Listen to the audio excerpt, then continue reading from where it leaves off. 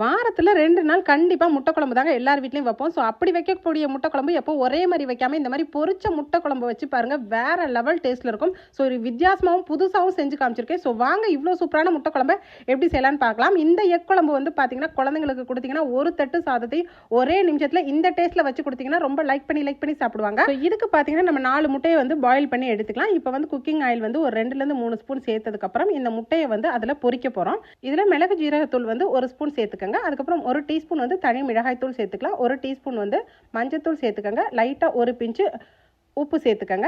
இப்போ நமக்கு நல்லா வந்து ஆயிலில் வந்து முட்டை வந்து பொரியட்டுங்க. இந்த மிளகு ஜீரகம், மஞ்சத்தூள், மிளகாத்தூள், உப்பு இது எல்லாமே வந்து முட்டையை நம்ம கிராஸாக வந்து கட் பண்ணியிருக்கிறதுனால இதை நல்லா வந்து பொரிஞ்சு வந்துடும். ஸோ இதே எண்ணெயில் தான் மறுபடி வந்து நம்ம அடுத்ததாவது செம்ம சூப்பரான அல்டிமேட்டான முட்டை குழம்பு எப்படி வைக்கணும்னு சொல்ல போகிறேன். பட்டை சோம்பு சேர்த்துக்கங்க. சோம்பு வந்து ஒரு 1/2 ஸ்பூன் கூட நீங்கள் சேர்த்துக்கலாம், பெரிய ஸ்பூனாக இருந்தால். பட்டை சோம்பு வெடிச்சதுக்கப்புறம் ஃப்ரெஷ்ஷான கருவேப்பிலை சேர்த்துட்டு 1 கப்பு வெங்காயம் சேர்த்துக்கங்க. வெங்காயம் கொஞ்சம் அதிகமாக போட்டிங்கன்னா தான் வந்து முட்டை குழம்பு வந்து ரொம்ப ரொம்ப டேஸ்ட்டாக இருக்குங்க. இது வந்து சின்ன வெங்காயமாகவும் இருக்கலாம், பெரிய வெங்காயமும் இருக்கலாம், எது வேணாலும் நீங்கள் சேர்த்துக்கங்க. சின்ன வெங்காயம் சேர்க்கும்போது ரொம்ப ரொம்ப டேஸ்ட் அதிகமாக இருக்கும். இஞ்சி பூண்டு விழுது வந்து 2 ஸ்பூன் பெரிய ஸ்பூனில் ஆட் பண்ணிக்கோங்க. ஸோ இது எல்லாமே நல்லா வதங்கி பச்சை வாசனை போனதுக்கப்புறம் இதில் லைட்டாக எண்ணெய் தேவைன்னா கொஞ்சம் நீங்கள் 1 ஸ்பூன் சேர்த்துக்கங்க. இதுக்கப்புறம் தான் நம்ம சூப்பரான அந்த முட்டை குழம்புக்கு ஒரே ஒரு முட்டையை வந்து இந்த மசாலாவோட உடச்சி ஊற்ற போகிறோம். ஸோ நம்ம முட்டை பொரியல்லாம் எப்படி செய்வோமோ அதே மெத்தடில் தான் முட்டையை போட்டுட்டு நல்லா வந்து பொரிஞ்சு வரட்டும். ஸோ தக்காளி வந்து அதுக்கப்புறம் தான் நம்ம சேர்க்க போகிறோம். தக்காளியை முதல்ல சேர்த்துட்டிங்கன்னா முட்டை வந்து நல்லா பொரியாது. அதனால தக்காளி பழம் 2 பெரிய பழமாக நல்லா அரைச்சி இதில் சேர்த்துக்கலாம். இது நல்லா வதங்கினதுக்கப்புறம் இதில் 1 ஸ்பூன் உப்பு சேர்த்துக்கங்க. கிரேவி வேறு லெவலாக இருக்கும். இப்போ மிளகாத்தூள் தாங்க ரொம்ப முக்கியம். 2 ஸ்பூன் வந்து குழம்பு மிளகாய் தூள் பெரிய ஸ்பூனில் சேர்த்துட்டு 1 ஸ்பூன் வந்து மட்டன் மசாலா சேர்த்துக்கங்க. மட்டன் மசாலா இல்லாதவங்க சன்னா மசாலா கூட சேர்த்துக்கலாம். 1 ஸ்பூன் வந்து காஷ்மீரி சில்லி பவுடர் கலருக்காக நான் சேர்த்துருக்கேன். இது எல்லாமே நல்லா வதங்கட்டும். இப்போ நான் சொல்கிற அளவுகள் பார்த்தீங்கன்னா 4 முட்டைக்குரிய அளவுகள் தான். இது பார்த்தீங்கன்னா ஒரு ஃபேமிலியே தாராளமாக சாப்பிட்லாம். இப்போ பாருங்கள் நல்லா வந்து கிரேவி வந்து நல்ல ஒரு பிரியாணி பக்குவத்தில் இந்த வந்து மசாலா வந்து கிரேவியாக திக்னஸாக இருக்குது. இதில் 2 கப்பு வந்து வாட்டர் சேர்த்துக்கலாம். சாதா தண்ணி சேர்த்துக்கங்க.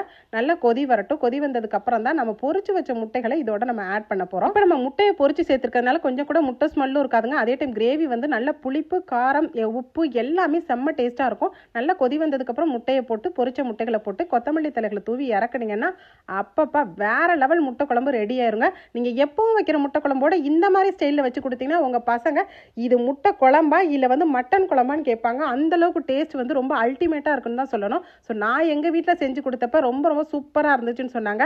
ஸோ வீடியோக்காக ஸ்பெஷலாக செஞ்சிங்களான்னு கூட கேட்டு ரொம்ப லைக் பண்ணி எங்கள் பசங்க சாப்பிட்டாங்க. ஸோ நீங்களும் ஒரே மாதிரி முட்டை குழம்பு செய்யாமல் இந்த மாதிரி பொரிச்ச முட்டை குழம்பு ஒரே ஒரு முறை ட்ரை பண்ணி பாருங்கள்.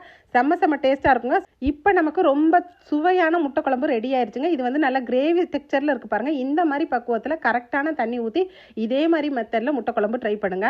இப்போ நமக்கு இந்த அடிக்கிற மலைக்கு சுடு சாதத்தில் நல்லா சுடன் சாதம் போட்டு ஒரே ஒரு முட்டையை வச்சு இந்த முட்டை குழம்பை ஊற்றி சாப்பிட்டா அப்பப்பா இதோட டேஸ்ட் சொல்லவே வேண்டாங்க. அவ்வளோ சூப்பராக இருக்கும். நம்ம போட்டிருக்க மசாலாக்கள் அந்த அளவுக்கு டேஸ்ட் கொடுக்குன்னு தான் சொல்லணும். ஸோ நான் இன்னைக்கு எங்கள் வீட்டில் சுடு சாதத்தில் இந்த முட்டை குழம்பை ஊற்றி எங்கள் பசங்களுக்கு கொடுத்தேன். ஒரு தட்டு சாதமும் உடனடியாக காலி ஆயிடுச்சு. ரொம்ப ரொம்ப டேஸ்ட்டாக இருக்குன்னாங்க. ஸோ நான் இன்னைக்கு செஞ்சு காமிச்சேன் இந்த வித்தியாசமான டிஃப்ரெண்ட்டான பொரிச்ச முட்டை குழம்பு வீடியோ பிடிச்சிருந்தா நம்ம வீடியோக்கு மறந்துடாமல் லைக் போடுங்க. இந்த மாதிரி இன்ட்ரெஸ்டிங்கான வீடியோஸ் வேணால் நம்ம பேஜை தொடர்ந்து ஃபாலோ பண்ணிக்கோங்க. அப்படியே இந்த யூஸ்ஃபுல்லான வீடியோவை இன்னைக்கு இப்போவே நிறைய ஷேர் பண்ணுங்கள். தேங்க்யூ. தேங்க்ஸ் ஃபார் வாட்சிங்.